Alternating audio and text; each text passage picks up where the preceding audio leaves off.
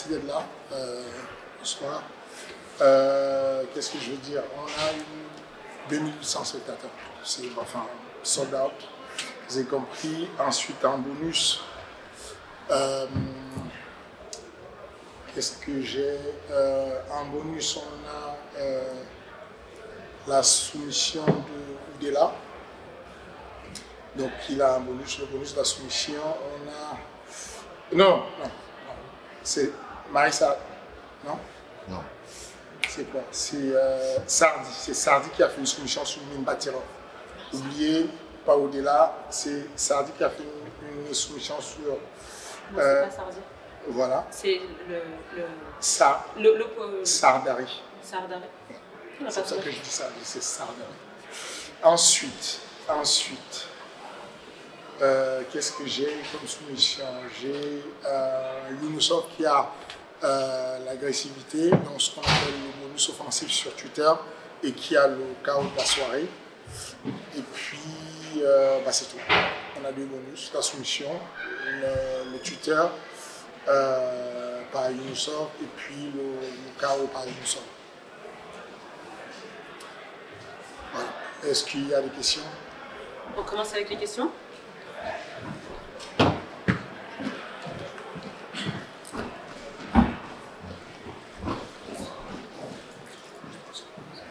Bonsoir Fernand. Maï, Culture MMA. On a vu le sujet directement, la suite pour Abou. La suite pour Abou, je pense que le suivant pour Abou, c'est forcément Peña, qui est le champion incontesté. Là, c'est une ceinture intérimaire, et donc si Peña veut bien, il fera la défense de ceinture. Mais s'il n'est pas prêt, Abou fera la ceinture avec quelqu'un, je ne sais pas encore qui, on a quelques réserves, mais pour le moment c'est Peña. Le combat entre Peña et Abou devrait avoir lieu sur le début 2024. Okay. Question suivante.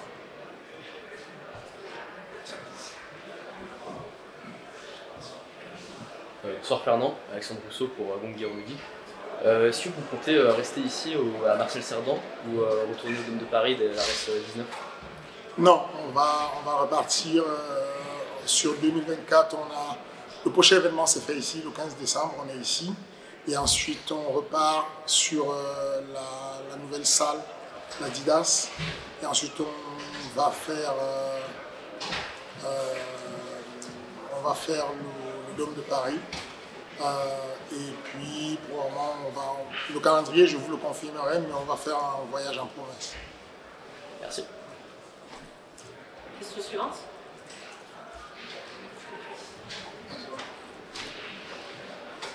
Bonsoir Fernand, Tom pour Stade Perform. Cette carte a été perçue par beaucoup d'annulations, il y a eu 7 combats. Comment tu l'as vu toi? Ça a beaucoup été questionné. Et pour poursuivre la question, pourquoi il n'y a pas eu de backup à Chepsoukinov Les critiques, il ne faut pas calculer. Vous faites tout ce qui est bien, il y aura toujours des critiques, ce n'est pas un baromètre, il ne faut pas tenir compte de ça.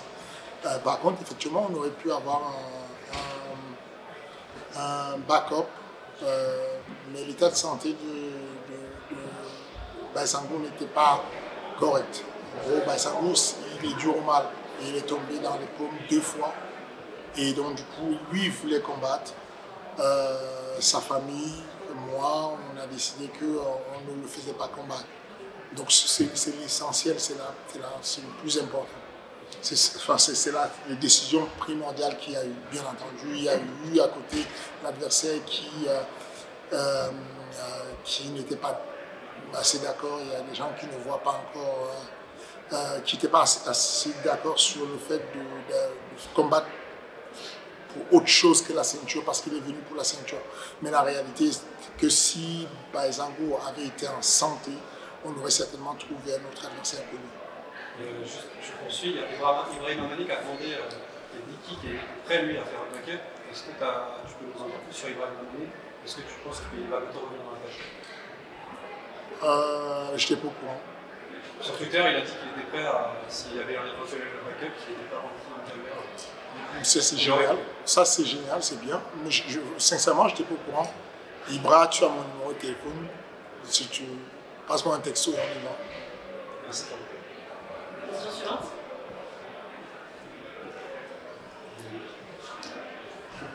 J'en profite du coup.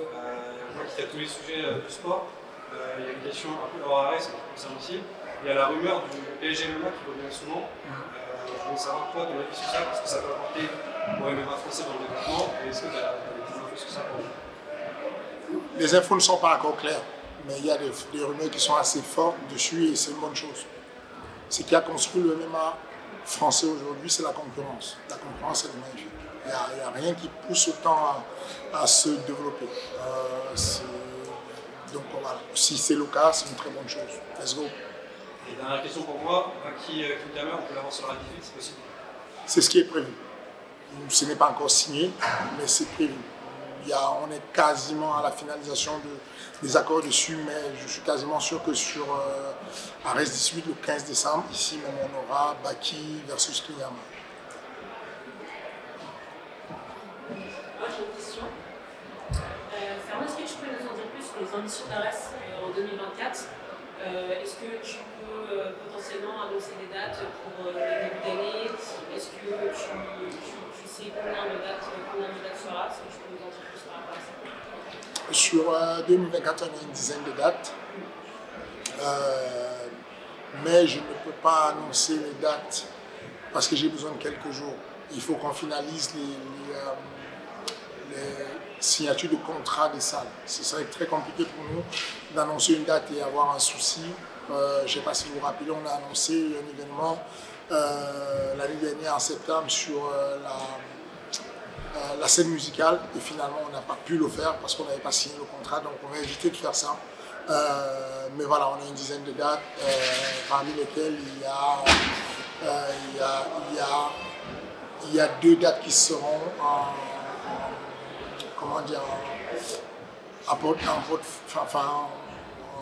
circuit fermé. Il n'y aura pas de spectateurs, juste pour la télévision. Il y aura deux dates en 2024 qui seront fermées, Ouais. qui seront entre guillemets considérées comme un apex. C'est ça. Ok, C'est ça. d'accord. Est-ce que tu sais à peu près c'est sur quel mois?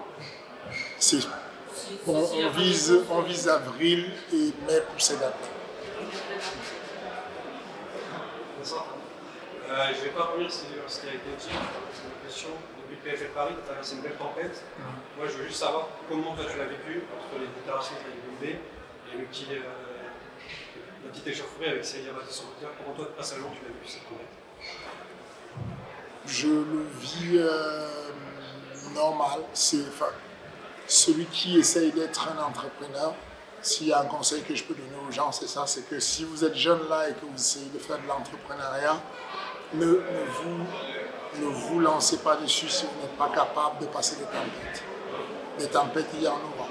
Vous allez être sous des tempêtes que vous ne voulez non à partir du moment où vous allez sortir du lot. Et donc, je le vis comme quelque chose que j'avais prévu, qui secoue un peu.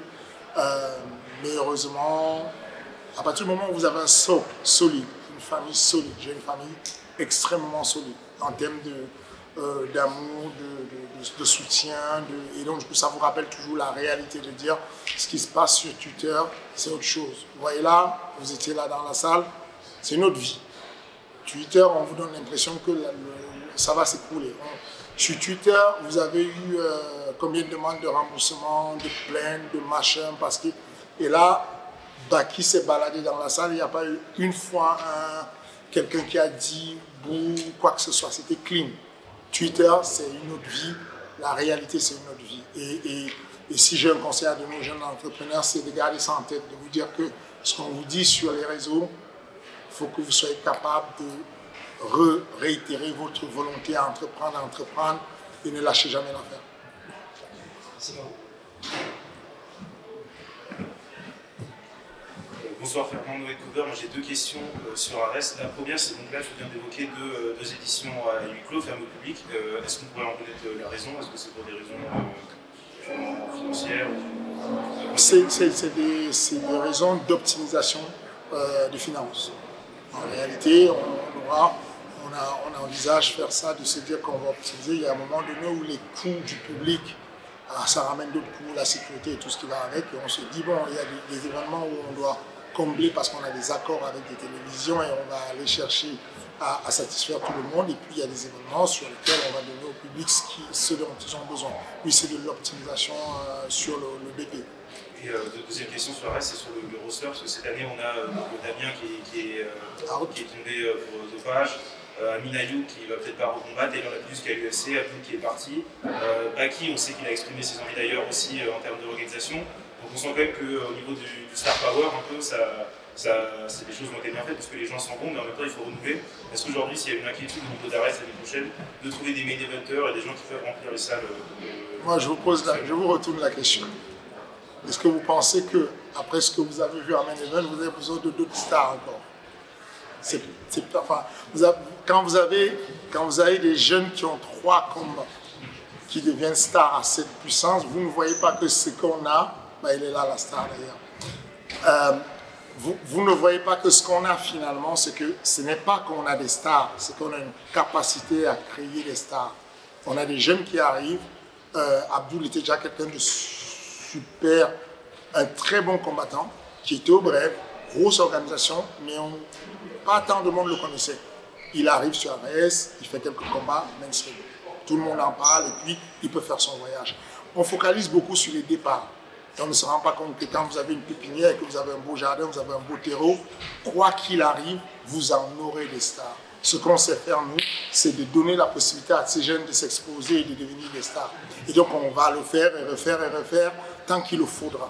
Il y aura du mouvement, il y aura des gens qui vont vers l'avant, mais on a la capacité de sélectionner des gens qui sont particulièrement bons. Regardez le combat de Mimbatirov, vraiment, dans la catégorie, un jeune comme Mimbatirov, je le trouve extrêmement bon. Franchement, sa team, bravo, très bonne team. Je ne veux pas qu'il se décourage parce qu'il a perdu aujourd'hui, mais en face de lui, il y avait un tueur à gage. Cet Anglais, il a fait tout le roster en Europe, il a fait les grosses organisations, et on est capable d'aller chercher des mecs comme ça pour apporter de la grosse compétition. Ça veut dire que quand il y a un qui bouge, quand il y a William Gomis qui s'en va à l'UFC, quand il y a un Taylor Lapidus qui s'en va à l'UFC, on a toujours du renouveau, on va toujours créer. On ne va pas aller chercher des anciens stars du Bellator, des vieux stars du PFL. Non, on prend des jeunes, on leur donne la possibilité. Quand on a commencé ce truc, qui aurait cru en fait que quand on a annoncé le combat Abou contre Mustafa Eda, tout le monde a crié au scandale en disant en fait, c'est une utopie, c'est un suicide, on a un petit au suicide. Voilà ce qu'on est capable de faire. On a changé, à cause de lui, on a changé la règle de la fédération qui disait qu'il était incapable d'affronter Mustafa Eda. Regardez aujourd'hui. Des fois, il faut juste croire en ce qu'on est capable de faire, ensuite ça avance. Donc je vous dis, ne vous inquiétez pas pour 2024, on a plein de pépites qui arrivent. On a signé 6 nouvelles filles, on a signé des jeunes gars. Enfin, ne vous inquiétez pas, il y aura des stars sur RS. Et une petite dernière, je pense que pas mal de gens ont été surpris qu'Alexandra Tekena soit en quart préliminaire. Aujourd'hui, avec cette victoire plutôt convaincante ce soir, est-ce qu'on peut s'attendre à la voir pour la ceinture la prochaine fois? Comment vous pouvez encore douter sur notre capacité à vouloir monter Tekena à la ceinture quand on lui a donné la ceinture alors que personne n'espérait qu'elle ait la ceinture? Je ne doute pas. Elle a fait la ceinture, elle avait à peine 3 combats et on l'a mis sur la ceinture. Vous comprenez bien que nous, on est là pour faire ça, mais à l'opposé de ce qu'ils le disent sans savoir ce qu'ils disent, nous, on a des outils qui nous permettent de voir qui vend, qui ne vend pas. Aujourd'hui, on est capable en temps réel de dire combien de personnes étaient connectées sur UFC Fight Pass au moment où Tekena combattait. On est capable de dire exactement le nombre de déconnexions qu'il y a eu, le nombre de maintien de connexion qu'il y a eu. Donc on a des outils qui nous permettent de, quand on met des personnes un peu en avant, au moins en avant, ne vous posez pas la question, il y a des gens, on a une team d'opération, ce sont des tueurs. Enfin vraiment, je profite de cette plateforme-là pour remercier mon équipe, de remercier Camille, remercier Guillaume Néel. il y a des gens qui travaillent en douce, là, en back-office, qui font un travail exceptionnel. Donc, ce n'est pas un hasard. Les classements qu'on a, quand on a voulu mettre Tekena pour la ceinture, et qu'elle le méritait, et qu'il y a tout le monde qui disait, mais non, on ne peut pas mettre Tekena pour la ceinture. Nous, on l'a mis parce qu'on pensait que là, elle avait quelque chose. Là, aujourd'hui, sur la Fight Card il y avait des gros vendeurs sur la Fight Card. Bien que ça vous paraisse pas... nous, on a des outils pour le voir. Voilà. Bonsoir Fernand, Julie Comte pour le Figaro. Moi je voudrais savoir comment se place la restructuration du Luna Factory qui a déménagé de Rungis.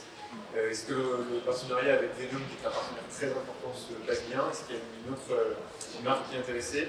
Est-ce que l'aménagement de la nouvelle salle avance? Comment se passe cette restructuration?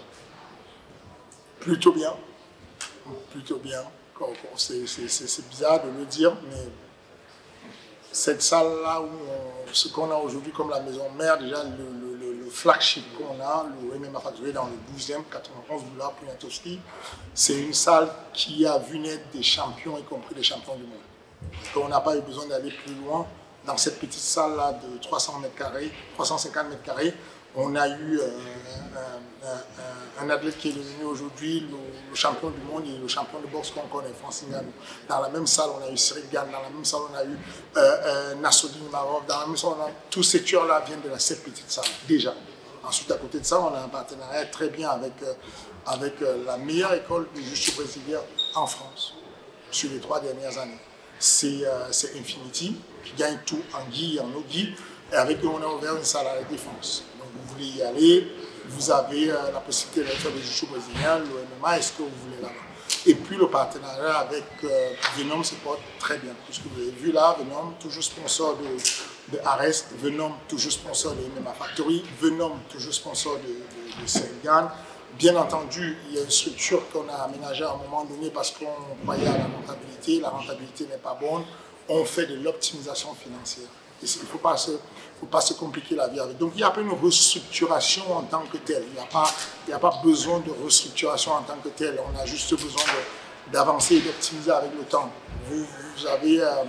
Vous prenez un outil avec lequel vous travaillez, vous vous rendez compte que l'outil est performant, vous le gardez. Vous vous rendez compte que l'outil n'est pas performant, vous trouvez une solution pour optimiser. Bonsoir Fernand, Alexandre Mahler pour la sueur. Puisqu'on sort un petit peu du cadre d'arrêt, je vais me permettre une question sur Cyril Gane. Est-ce que tu peux nous donner des nouvelles du bon gamin et dire quelle est la suite pour lui? Cyril Gane va bien, vous l'avez vu tout à l'heure, il va bien. Surtout, il profite du temps qui lui a été donné pour s'entraîner. Il y a beaucoup de personnes qui ne savent pas de quoi il est question et qui sont surpris par exemple de tout ce qui se passe en ce moment. Nous, la team de Cyril Gane, on n'est pas surpris puisque ça fait 2 mois qu'on sait que Cyril va combattre en mars. C'est prévu depuis, on le sait, donc il s'entraîne depuis, il accélère son apprentissage de sol, il accélère son apprentissage de la lutte, il perfectionne son striking. On n'a jamais eu autant, on a eu besoin de temps pour se développer, pour le développer, pour qu'il soit capable d'affronter le quatuor du classement et on est bien parti. Il s'entraîne vraiment. Il ne fait que ça, on ne fait que ça et voilà. Et l'adversaire? L'adversaire, pour le moment non. Merci. Tu as évoqué Mars, ce serait aux États-Unis ou il n'irait pas loin d'ici? Je n'aurais pas dit Mars. Je n'aurais pas dû dire Mars, je suis désolé. Bonsoir Fernand, Fred de Tourgon. Je voulais juste revenir rapidement sur le cutting. On voit que ça pose des problèmes à répétition quand même pas mal. C'est pas un sujet anodin pour la santé des combattants. Je voulais savoir, toi, si tu pensais que ce cutting, c'était une fatalité, tu vois. Et est-ce qu'il n'y aura jamais une solution pour ça? Enfin, on sait qu'il peut y avoir une solution, c'est peser les combattants le jour même. Et après, ça sous-entend de ne plus faire comme le modèle, c'est-à-dire l'UFC. Qu'est-ce que tu penses de la question? Ce n'est pas une fatalité, mais on n'est pas loin de ça. C'est une quadrature du cercle. C'est un problème qui est compliqué à résoudre. Dans le sens où à partir du moment où il y a une personne qui fait le cutting, il y a tout le monde qui doit suivre. une seule personne qui fait le cutting, si tu ne le fais pas, tu te retrouves désavantagé. Donc, bien que je déplore ça, on a essayé tout. Pour les amateurs, on les pèse le même jour, mais pour les pros, c'est difficile pour l'organisation parce qu'aujourd'hui, pour vendre un combat, il y a la notion économique qui fait que pour vendre un combat, on a besoin de faire ce qu'on appelle la pesée cérémoniale. Et donc, il y a besoin d'un peu de temps qu'ils aient récupéré et qu'ils soient... Voilà, c'est complexe. Le véritable truc, c'est que petit à petit, chacun dans sa team doit prendre les bonnes décisions. S'il y a plusieurs fois la même personne qui n'arrive pas à faire le poids d'un KT, peut-être qu'il faut bouger. Là, aujourd'hui, c'était un accident. C'était Dodan sur son parcours à Baïsangour. Il a toujours fait le poids avec la même méthode et ça se passe très bien. Je pense qu'il y a de la métamorphose. Son métabolisme change. Il a 22 ans et à 22 ans, il y a encore des choses qui changent dans la morphologie. Et je pense que son morphotype a posé un problème et a surpris Nabil, son diététicien. Mais quoi qu'il en soit, moi je ne suis pas de ceux qui vont pointer du doigt ce qui n'a pas marché. Je vais pointer du doigt, je vais plutôt prendre une leçon en me disant bon, on a appris quelque chose, on a compris que le petit jeune a changé de morphotype et que la quantité d'eau qu'il était capable de perdre dans le temps qui lui était donné, il ne réussit pas à le faire. On va adapter la prochaine fois et ils auront le temps de changer. Voilà comment je vois les choses. Mais vraiment, à grosse échelle, je ne sais pas comment résoudre la problématique. Le ONE FC l'a essayé, ça a été un échec, ça ne marche pas. L'UFC monitore un peu, c'est compliqué. Donc, c'est à chacun d'entre nous de juste prendre soin de nos athlètes et de penser à la santé d'abord. Bonsoir, Clément pour UCS TV. Dans la lignée de la question par rapport à Senegal, qu'en est-il pour William Gomis? William Gomis combat le 3 février. William Gomis combat le 3 février. Bien entendu, je ne peux pas vous dire le nom. Bien entendu, je ne peux même pas vous dire le lieu parce que je n'ai pas encore le droit. Il y a une obligation qui fait que quand on a signé un contrat, on doit attendre que ça s'annonce, on doit attendre qu'il y ait l'UFC qui annonce en primaire la promotion et qu'ensuite on annonce. Mais William Gomis a re-signé avec l'UFC pour 4 nouveaux combats avec une belle augmentation financière et il fait son retour le 3 février. Ce sera la dernière question pour Fernand. Tout simplement, Denis, pour Dispense Content. Pour continuer par rapport au Factorium, juste une petite question. Où en est Jordan Zebo? Quand est-ce qu'on va le revoir? Jordan Zebo va faire son retour en février. Jordan Zebo combattra en février, il se porte très bien. Je dis février, mais je ne suis même pas sûr à 100% qu'il ne combatte pas en janvier parce que nous, sur Arès, on l'a prévu en février, mais on est en co. Le PFL le veut pour de la longue durée, mais on s'est mis d'accord pour faire de la copromotion. Donc, Jordan Zebo va combattre sur les 2 événements. Il se porte très bien. Il a repris des entraînements. Il est très bien. C'est un choix pour lui de se mettre un peu en retrait, mais il se porte vraiment bien. Il a aidé sur la préparation de Wissem Admouche, celui qui était le sparring principal, c'était Jordan Zebo. Juste pour rebondir rapidement par rapport au PFL Paris, peut-être j'ai loupé l'info, mais pourquoi ne pas avoir été dans le coin de Jordan? Parce que je n'ai jamais été dans le coin de Jordan. C'est que Jordan, on a des cellules, nous on organise chez nous des cellules. Je ne peux pas, je n'ai pas le don d'ubiquité, je ne peux pas être partout. Et donc ce qu'on fait, c'est qu'il y a des personnes, on a des teams qui font évoluer nos athlètes. On les entraîne, on les accompagne, on met des stratégies globales en place. Et ensuite, il y a une team, une cellule qui accompagne quelqu'un jusqu'au bout. Là, jusque-là, l'équipe qui a accompagné Jordan et qui a fait que Jordan se retrouve à 4 combats et 4 victoires, y compris les combats amateurs, c'était l'équipe composée du head coach, comme on dit. Et il n'y a pas de raison de changer ça. Il n'y a pas de raison que des choses périphériques viennent changer ça. Si on change ça, qu'est-ce qu'on dira? On dira, ben voilà, le gars il gagne ce combat, Fernand débarque, il perd son combat. Si on changeait ça, qu'est-ce qu'on dira? Bah, Fernand, il aime la lumière, il est venu montrer sa ganache où il y a le combat, il y a la lumière. Quoi qu'on fasse, vous avez toujours des questions qui se posent. Donc, je vous le dis, il était archi bien préparé, il a été archi bien accompagné. On a été là tout le temps, j'ai été là-dessus. Toutes les soirées, on a fait des entraînements de nuit avec Roland sur toutes les... Il n'y a pas un seul entraînement que j'ai eu. On était là tous, et puis voilà, il faut toujours lui faire une victoire sur un combat.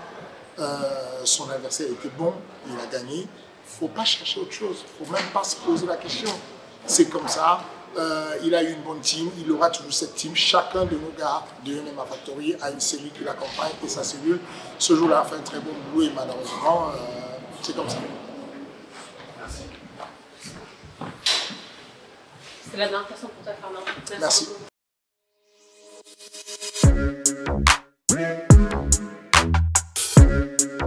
Merci.